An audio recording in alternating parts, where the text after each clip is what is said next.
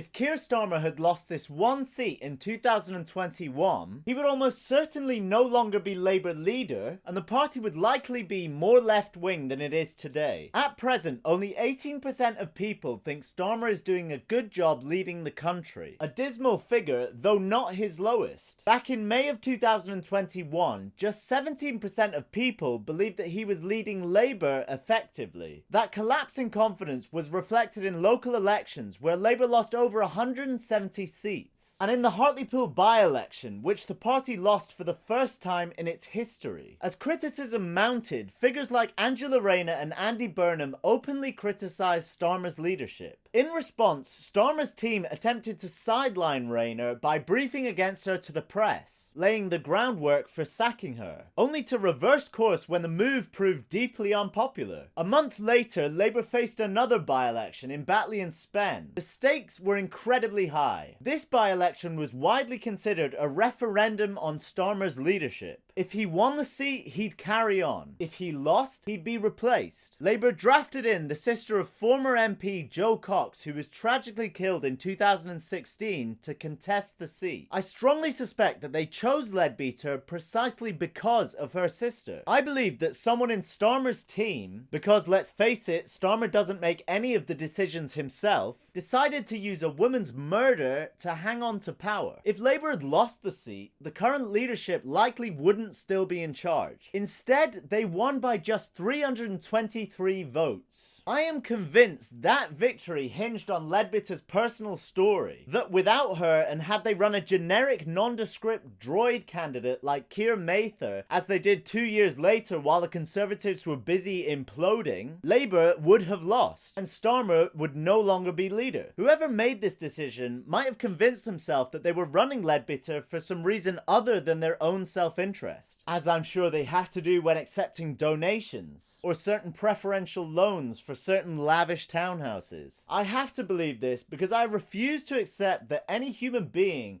could consciously operate as some kind of moral tundra who's comfortable with consciously capitalizing on such a tragic event for nothing but personal gain. I refuse to accept that I'm walking the earth with people who will capitalize on murder for dinner parties and government titles.